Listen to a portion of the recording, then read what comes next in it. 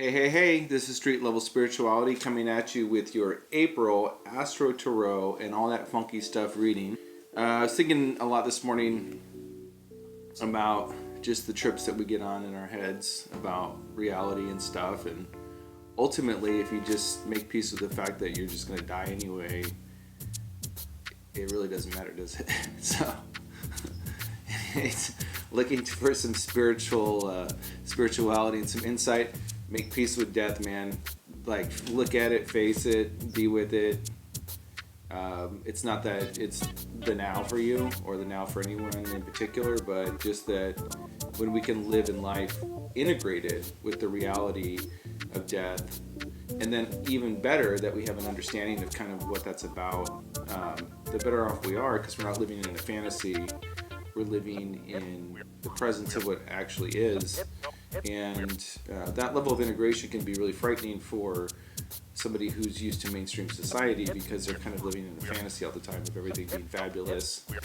I'm a foodie, I'm fabulous, I wear the felt hat, I'm cool, you know, that kind of reality that you don't want to be in. So I thought we could talk a little bit about the astrology and all that stuff, but I also thought it would be really fun to go on a field trip.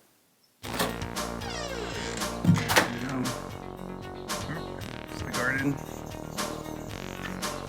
Getting some herbs going here. It's my little house.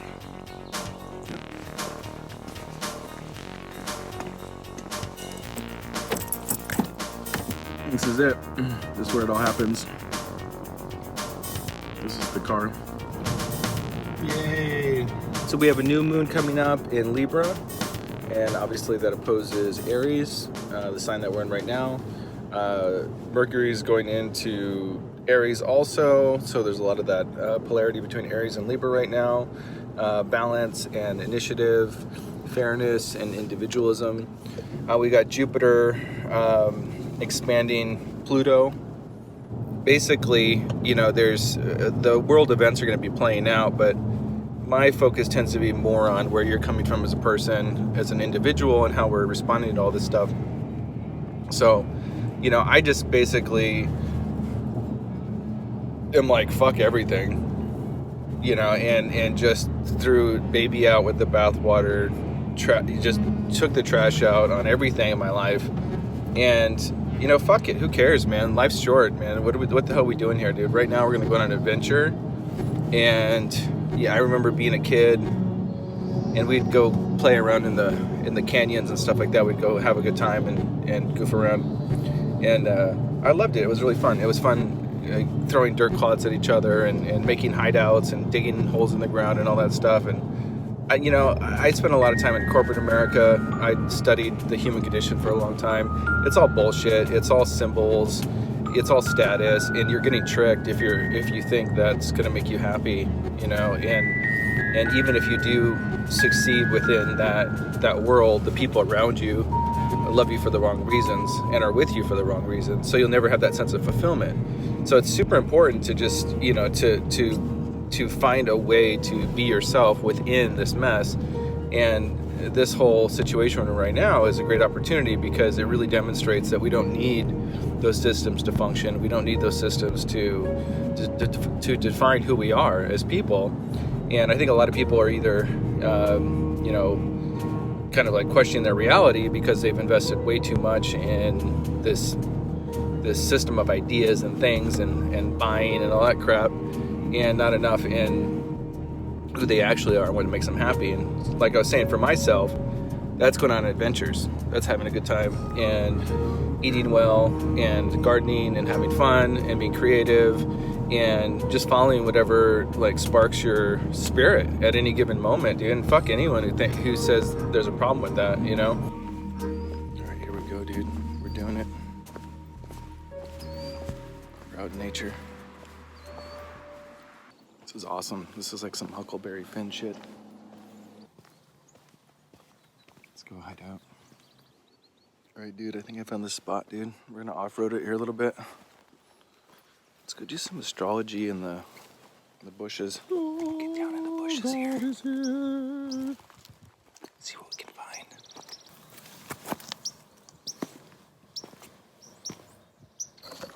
let's just make sure this doesn't suck. Totally suck. So let's do some cards here. I'll shuffle on my leg. I'll attempt to shuffle my leg. How you guys doing, dude? Anyway, my mantra right now is just fucking cut from society, dude, while you can, dude. Get out, dude. You don't want to be living like that. Is it me or people fucking tripping, dude? Like, even a lot of these astrology and tarot videos I see on here, it's like everybody wants something, you know? Everybody wants to manifest something or create something or get the guy or get the car or get the stuff, and I'm like, what's he doing, dude? Come on, guys, wake up, dude. This is fucking, that's for crazy people. That's how you create a lot of suffering for yourself, is by imagining that you don't have something, in this constant feeling that you have to have something. So, I mean, it's kind of like The Secret, guys. Come on, wake up. I went ahead and I laid out cards for each of you guys.